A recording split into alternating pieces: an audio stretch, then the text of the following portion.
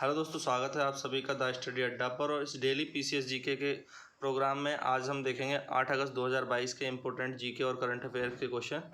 तो चलिए देखें थे। सबसे पहले पहला क्वेश्चन देखते हैं। 7 अगस्त को कौन सा दिवस मनाया गया? तो 7 अगस्त को होता है विश्व हथकरघा दिवस। ठीक है, नेक्स्ट देखिए। वर्ष 2023 में G20 की बैठक भारत के किस राज्य या केंद्र शासित प्रदेश में आयोजित की जाएगी? तो आपके ऑप्शन है हिमाचल प्रदेश, जम्मू कश्मीर, नई दिल्ली या उत्तर प्रदेश। तो इस प्रश्न का सही उत्तर होगा जम्मू कश्मीर में 2023 में G20 की बैठक आयोजित की जाएगी। अगला प्रश्न देखें। भारत के 16वें राष्ट्रपति के रूप में किन्हें चुना गया है? तो भारत के 16वें राष्ट्रपति के रूप में किसे चुना गया है? जगदीप धनखड़, यशवंत सिन्हा, मार्गरेट अल्वा या वेंकैया नायडू। तो इस प्रश्न का सही उत्तर होगा जगदीप धनखड़। ये पहले पश्चिम बंगाल के जो है गवर्नर भी रह चुके हैं, तो इन्हें अब भारत के उपराष्ट्रपति के रूप में चुना गया है।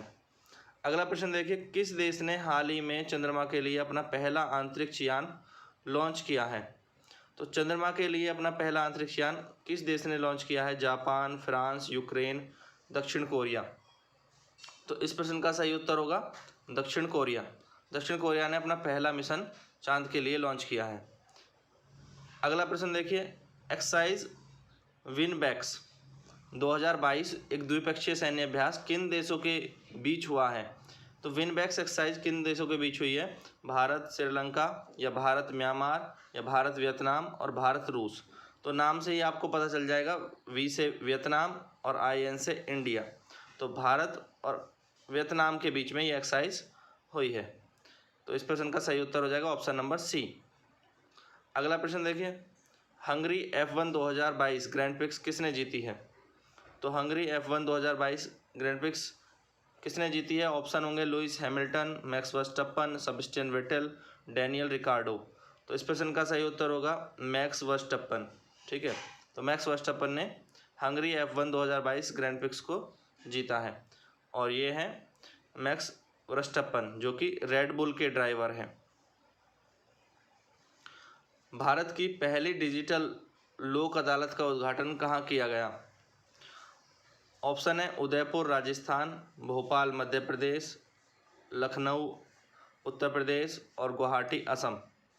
तो भारत की पहली डिजिटल लोक अदालत का उद्घाटन उदयपुर राजस्थान में किया गया। तो ये इस प्रश्न का सही उत्तर होगा। अंडर 20 एथलेटिक्स चैंपियनशिप में 2 पदक जीतने वाली पहली भारतीय महिला कौन बनी है?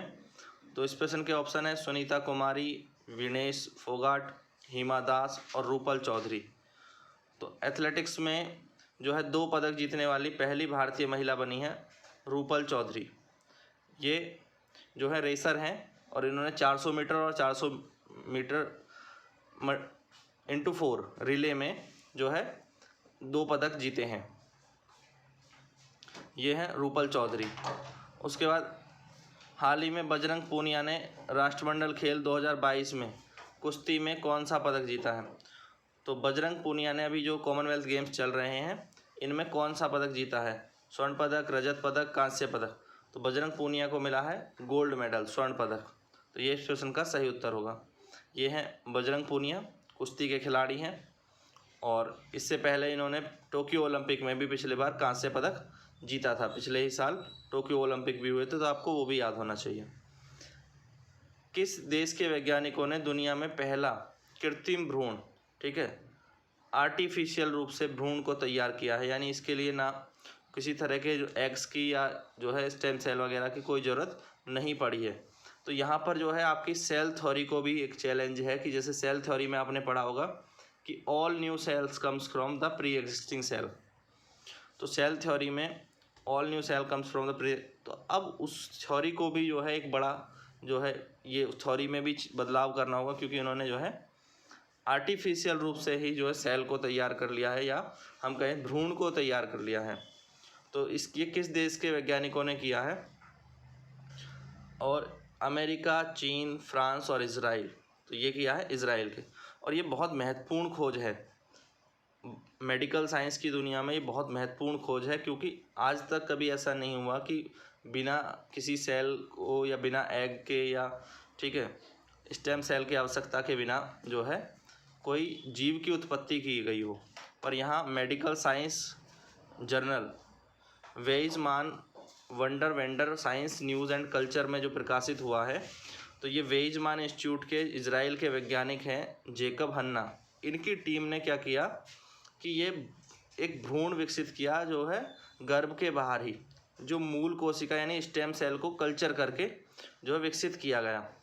अब ख़ास बात यह है कि इसके लिए ना तो शुक्राणु की आवश्यकता पड़ी, ना ही जो है अंडों की निषेचित अंडों की आवश्यकता पड़ी।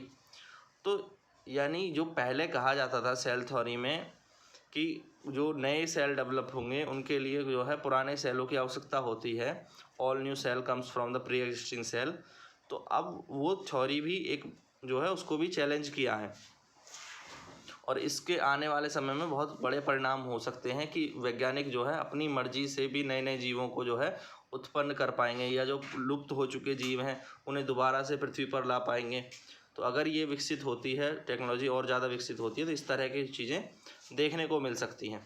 तो ये काफ़ी इम्पोर्टेंट जो है न्यूज़ रही है, तो इसको हमने अच्छे से कवर कर लिया है। और एक लास्ट में आज का प्रश्न, तो आपको इस प्रश्न का उत्तर जो है कमेंट बॉक्स में देना है। प्रश्न है, हाल ही में अमेरिका की सीनेट ने किन 2 देशों को नाटो में शामिल होने के प्रस्ताव को मंजूरी दी है?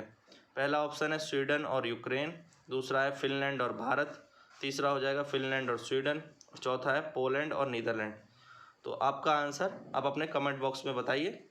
Thank you guys, thanks for watching. और इस प्रश्न का उत्तर कल आपको नेक्स्ट वीडियो में मिलेगा।